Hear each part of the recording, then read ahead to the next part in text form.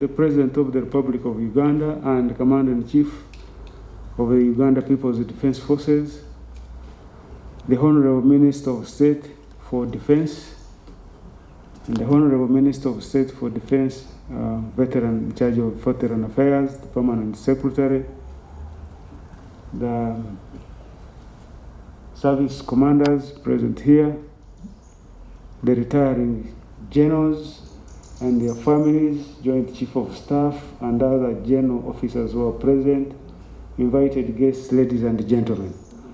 Good afternoon. On behalf of the Uganda People's Defense Forces, my own behalf, and on behalf of the generals retiring today, I want to take this opportunity to thank, first of all, God for safely bringing us all here to witness, yes, yet another noblest of all reasons, celebrating the apex of these general officers' active military service. Secondly, Your Excellency, I want to thank you for hosting us here and gracing this occasion with your presence when you are retiring another batch of what you usually call the entangle for the struggle, which Your Excellency led and continue to lead from the front for Uganda and the region's peace, security, and stability, which are prerequisites for development, prosperity, and socio-economic development and transformation. Thirdly, I want to congratulate the retiring generals for successfully reaching the final stage of their career, which all servicemen and women expect to undergo, because it is known to all of us from the beginning of each one's career that preparing for it is everybody's responsibility. As I said before last send-off, it's also biblical in the book of Numbers, chapter 8, verse 23 to 25, which says, "And the Lord spoke to Moses, saying, This is for the Levites. From the age of 25 years and upward, they shall come to do duty in the tent of the meeting. And from the age of 50 years, they shall withdraw from the duty of the service and serve no more." So retiring honorably has now become one of the virtues which Your Excellency called the success of miracle in the previous send-offs of the generals. And this is drawn from the story of the mustard seed, that each individual retiree's story is always a miracle. General Kale has described his here, and each one of these ones here have theirs, depending on how they joined and how you tasked them and how they performed. Your Excellency, UPDF still has a large retirement backlog with its obvious attendant effects of an aging force, a stifling rejuvenation, and career progression, among others. And retirement is the only way that we can deal with it. We therefore thank Your Excellency for the enhanced emoluments which have partly cured the fearing the unknown and the reluctance to retire. We think when we finally finish all the other levels, it will be an enjoyable and something we will all be looking forward to. And I think this is the reason Your Excellency said, in the background to the Defense and Veterans Policy 22, which is before Parliament, Cabinet now, I quote part, I extracted part of what you wrote, and this was, with regard to NRA/UPDF, especially the pioneers are retiring, the question of just remuneration can no longer be postponed. It is not permissible that veterans that have served for years on the basis of sacrifices should retire into poverty.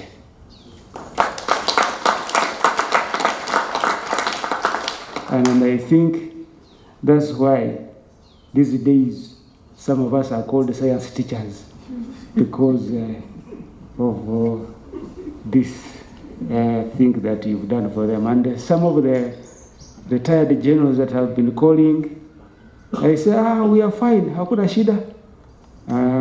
I have seen none coming to ask for fuel or coming to ask for anything. They are out there enjoying themselves.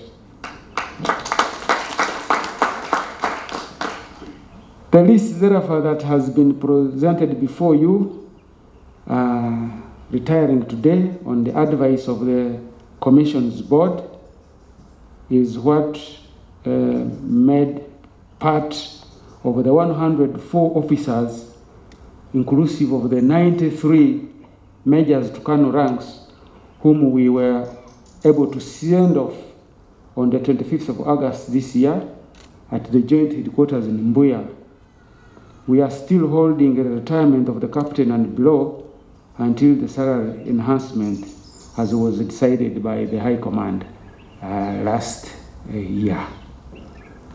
We hope it will come soon, and so that we can have the others also retire. I therefore express my sincere thanks to Your Excellency and each one of us who are here for being here to share in the miracle stories of our esteemed generals being honorably retired today. The UPDF we serve has been their love every single day and every single minute. We thank them for a job well done.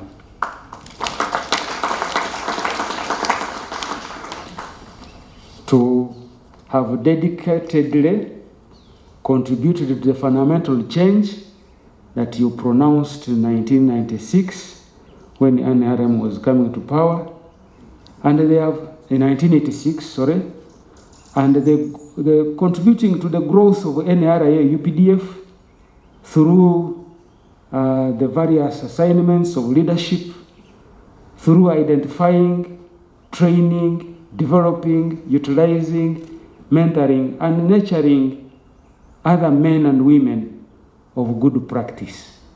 That's why they are called leaders, because one of the biggest job of leaders is to create other leaders. Otherwise, they could leave a dangerous gap. If any one of them has not done of that, then they have only created followers who may not close the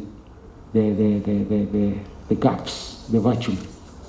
They have also participated in contributing to the efforts that have made Uganda a peaceful, secure, and a better place to live in since 1986.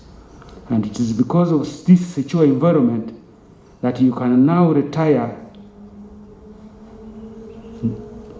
to not only serve this country in other productive capacities, but also enjoy your adequate package and advanced years in peace and tranquility. This is a better crop of retiring generals. The others here were limping, but you can see these ones were still Bachali Mboko, so they can serve elsewhere. And like President Ronald Reagan said, some people live an entire life and wonder if they have made a difference in the world. These ones have no such a worry. They have really done their best, and they live very honorably, because the achievements we have registered in the country, the growth in the NRA and the UPDF and Uganda, and be attributed to their contributions, to the contribution of these retiring generals before you, Your Excellency. I thank Your Excellency for the parental orientation, astute guidance, and for giving every one of them an opportunity to serve their country and the forces in the various capacities, to not only enjoy the great feeling that mentioned in the book of John in the Bible, chapter 14, verse 2, of there being very many rooms and enough ones for each one of us in our parents' home, in our parents' house. And so, like he said, there is no need to fight each other. There are very many rooms in there. There is no need to bring each other down. Pull PhDs, they call them PhD, pull him down. You don't have to pull anybody down to go up. There are very many rooms here. Unashindwa wewe mwenyewe. But also they have also, through this, they have accumulated unmatched experience in multiple disciplines because of your mentorship in command, in security, in education, in management, governance, social work, social administration. You had even some of them were in diplomacy, and even them in justice, to fit the African proverb on experience, that they can even milk a running cow because of the advanced experience that they have. Your Excellency had their CVs. Their CVs, masters in this, masters in this, masters. So they are still available for utilization. And I would want to urge them not to retire their experience, but to use it. They must use it. As one man called Bernard Baruch said, a man cannot retire his experience, he must use it. So, general officers, go and use it. Your Excellency, the retirement of these general officers is a golden gesture from the institution for the accomplished military career, and we release them when they are still somehow energetic to cautiously explore life's other prospects. I urge them that they should not just retire from the military, they should retire to something so that they can also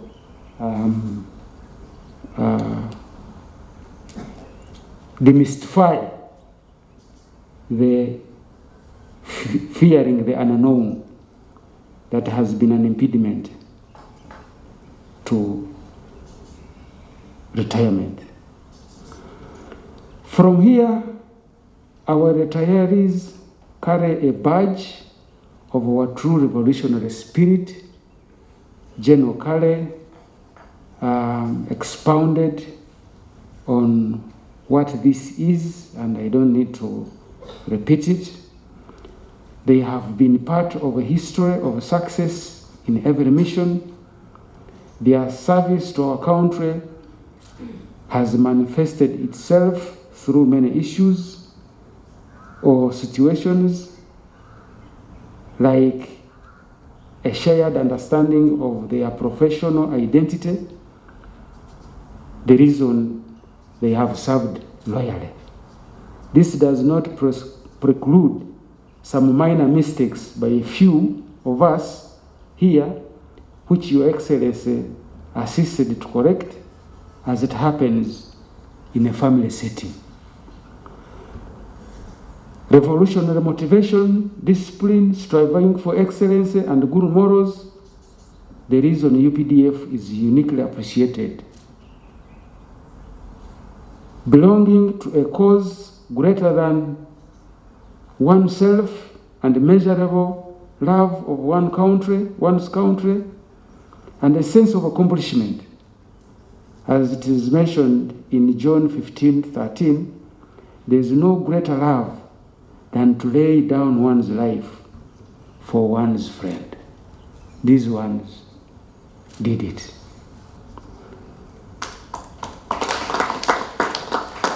To the retirees, I know you will miss the daily experience of faces of fellow service members and the communal coexistence.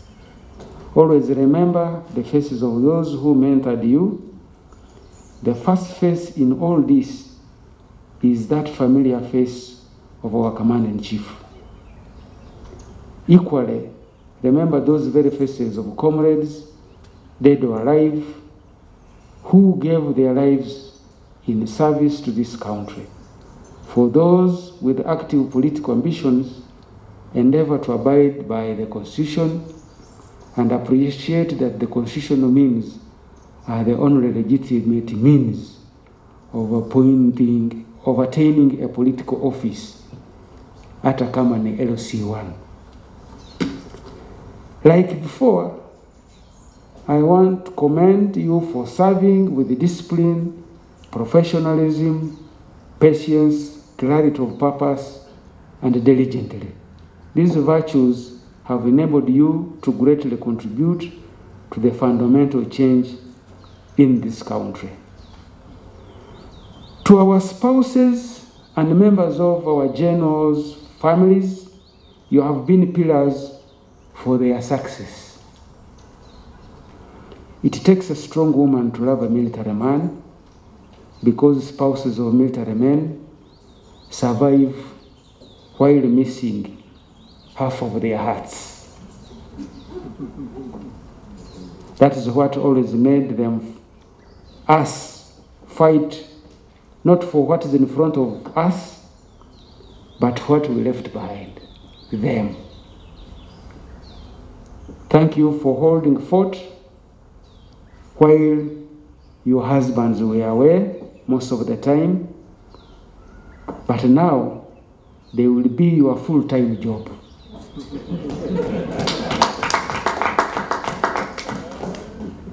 Your presence here today with our gallant retirees is therefore highly appreciated. Once again, Your Excellency, I want to thank you for always having us at heart, and we thank God for enabling you and all of us here